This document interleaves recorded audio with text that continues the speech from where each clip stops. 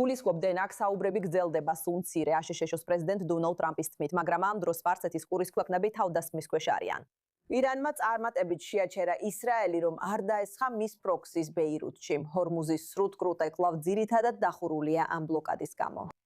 რამდენ ხანს შეიძლება გაგრძელდეს ეს საუბრები, თუ ეს მდგომარეობა ისევ ასეთია? კარგი, ეს აშკარად არასტაბილურია.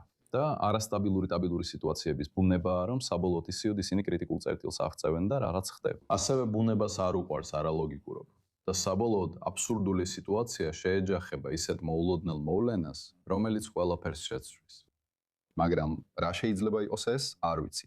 საკმარისი დროის შემდეგ, როგორც მარკო რუბიო ამბობს, როცა ირანი საკმარისად იტანჯება ეკონომიკურად, რადგან ბლოკადა გრძელდება, შესაძლოა იქ პოლიტიკური ცვლილებები მოხდეს, მაგრამ ეს ასახავს.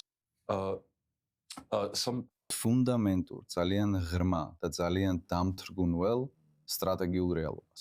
ფაქტი, რომ შეერთებულმა შტატებმა და ისრაელმა ეს ომი დაიწყეს ისე, რომ ჰორმუზის სრუტის გარდაუვალი ჩაკეტვისთვის თანმიმდევრული გეგმა არ ჰქონდათ, უბრალოდ გასაოცარია. და ჩემთვის ეს არის ერთ-ერთი უდიდესი სტრატეგიული შეცდომა თანამედროვე სამხედრო ისტორიაში. ვგულისხმობ ნაპოლეონის მიერ ზამთარში რუსეთისკენ ლაშქრობა პრობლემური იყო. და ერახში ცრუსაბაბით შეჭრა ძნელი იყო გამართლება.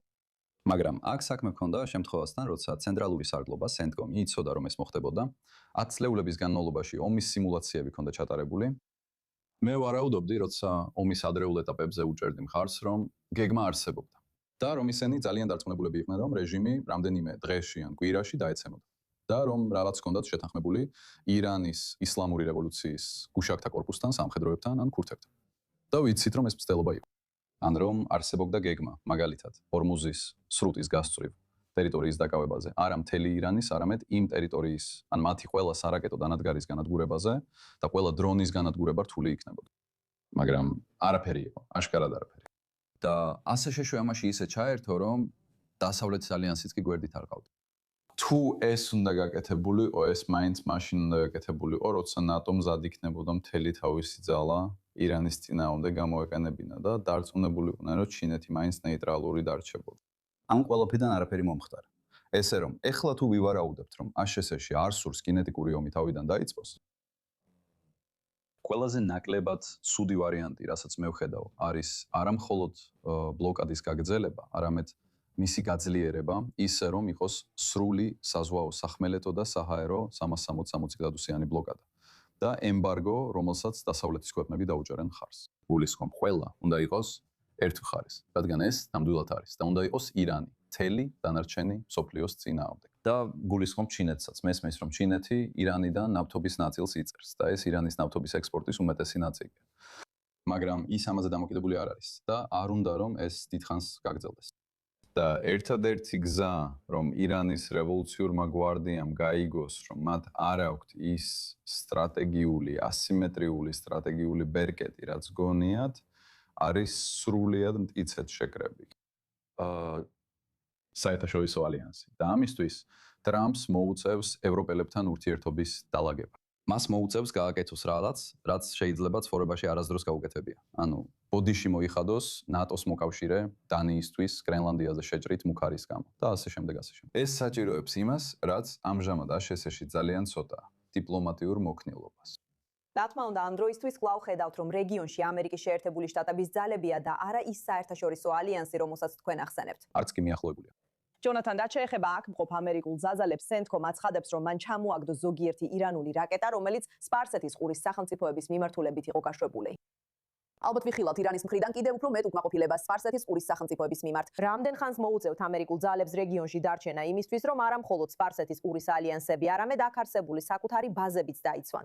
მე ვფიქრობ, ისინი აქ საკმაოდ დიდხანს დარჩებიან, დიდი ხნის განმავლობაში, რადგან როგორც თქვენ აღნიშნეთ, თუ არ გსურთ ირანს რეალურად მისცეთ იმის შეგრძნება, რომ ისინი იმარჯვებენ, რაც ირანელებს უკვე აქვთ, მათ გონიათ, რომ უპირატესობა აქვთ. მართალია, ეს თუ არა, ეს ინტერპრეტაციის საკითხია. თითოეულ მხარეს თავისი ინტერპრეტაცია აქვს. მაგრამ თუ ამ დროს აშშ-ის ძალები, მას შემდეგ რაც ირანს არ დაუთმეს ყველაფერი, რასაც აშშ-ი სურდა დაეთმო, როგორც კი ირანი პასუხობს ყველაფერს, უთხრამს სპარსეთის ყურის ქვეყნებს და ერთ ღამეში ქუვეითში ქაოსს ქმნის. თუ არ გსურს რომ ირანმა იგრძნოს თითქოს მართლა იმარჯვებს, მაშინ საჭიროა რომ თქვენი ძალები აქ გარკვეული დროით შემაკავებელ ძალად დატოვოთ. ეს იყო ის, რაც პრეზიდენტმა ტრამპმა უნდოდა გაეკეთებინა, როცა რამდენიმე თვის წინ ძალები გაგზავნა და ომი დაიწყო. დარწმუნებული არ ვარ. დარწმუნებული არ ვარ, მაგრამ ასეა. თუ ამ დროს ყველაფრის შემდეგ რაც მოხდა, თქვენს ძალებს დააბრუნებთ შეერთებულ შტატებში ან სხვა რეგიონში. ირანელებს მიანიშნებთ, რომ ყველაფერი მათ სურვილზე წავიდა. არ ვფიქრობ, რომ პრეზიდენტს ამის გაკეთება მოუნდება. სხვათა შორის კიდევ ერთი შეცდომა ის იყო, რომ ეს არც ამერიკელ ხალხს და არც მსოფლიოს არ მიეწოდა სათანადოდ. გულისხმობ, თუ გეგმა იქნებოდა გრძელვადიანი ბლოკადა ან ძალების გრძელვადიანი ყოფნა, ეს გავლენას მოახდენდა გლობალურ ეკონომიკას. და ეს კიდევ ერთი მიზეზია, რომ შეიქმნას საერთაშორისო კოალიცია, რათა აუხსნას მსოფლიოს, რატომ არის ეს აუცილებელი. და ის რაც მოდის, არის ტკივილის პერიოდი, რომელიც როგორც იცით, გავს კიბოს მკურნალობას.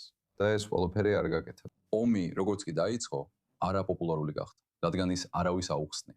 და იმიტომ რომ სამწუხაროდ ეს ძალიან სამართლიანი ომი მტრის წინააღმდეგ, რომელიც ნამდვილად სატანურია და რომელიც უნდა წავიდეს და გაქრეს დედამიწის პირიდან. მას უჭერენ მხარს ორი ყველაზე პრობლემური ლიდერი, რომლებიც ამჟამად დემოკრატიულ ქვეყანას მართავენ. თუ არა ყველაზე პრობლემური.